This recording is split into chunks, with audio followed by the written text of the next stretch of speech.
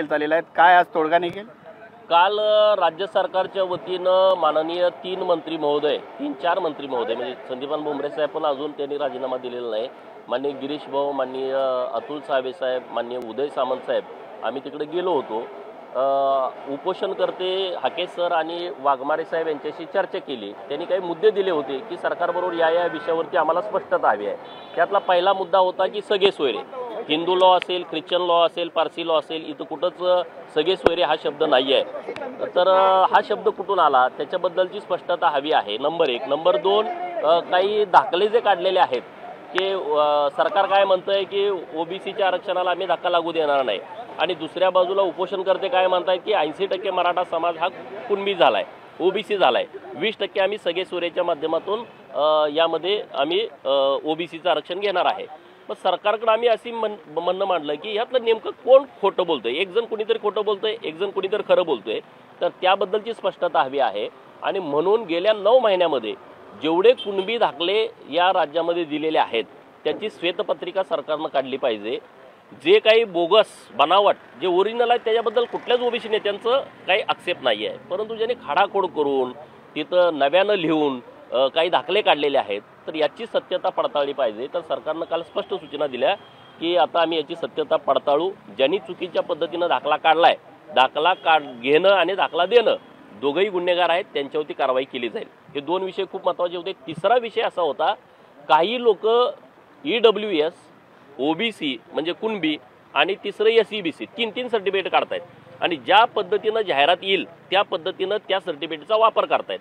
आणि म्हणून सरकारच्या ही बाब निदर्शनास आणून दिली की असं जर एकच व्यक्ती 3-3 दाखले जातीचे काढणार असेल, जात पडताळणी करून घेणार असतील आणि नोकऱ्यामध्ये जिथं कुठं संधी मिळेल तिथं जर वापरणार असतील तर याचं आधार लिंकिंग झालं पाहिजे की ज्याला तुम्ही दाखला देताय त्याला एकच दाखला मिळेल, म्हणजे दुबार तिबार ते होणार नाही। तर ती सरकारनं मागणी मान्य केली। दुसरा विषय, ओबीसींचे अनेक विषय आहेत आणि त्या विषयामध्ये सातत्यानं सरकारशी बोलणं होत नाही आणि म्हणून एक उपसमिती गठीत केली पाहिजे आणि त्याला कॅबिनेटचा दर्जा असतो, म्हणजे ओबीसीचा कुठलाही विषय आला तर परत ते सरकारकडे चर्चेला जाणार नाही, तर त्यालाही राज्य सरकारनं काल मान्यता दिलेली आहे। तर असे अनेक विषय आहेत की जे खूप चांगल्या पद्धतीनं सकारात्मक झालेत आणि सगळे सोयरीच्या बाबतीमध्ये सर्व पक्षीय बैठक 29 तारखेला संध्याकाळी ठेवली आहे सरकारच्या वतीनं आणि त्यामध्ये या उपोषणकर्त्यांना सुद्धा बोलावलेलं आहे आणि समोरचे जे उपोषणकर्ते त्यांनाही आम्ही विनंती केली त्यांनाही बोलवून घ्या, म्हणजे एकदा महाराष्ट्रामधली जी सामाजिक घडी विस्कटलेली आहे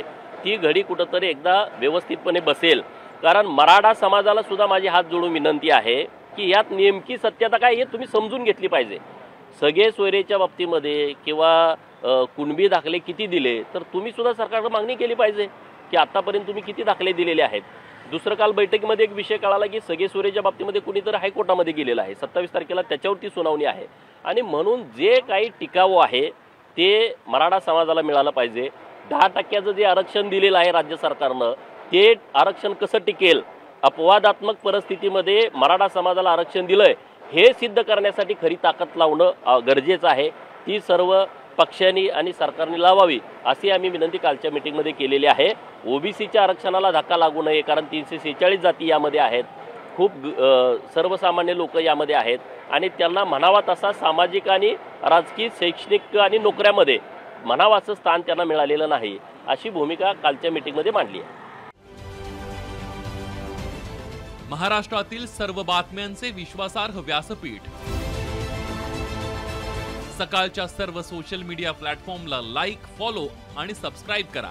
तसंच सर्व नोटिफिकेशनसाठी बेल आयकॉन प्रेस करायला विसरू नका।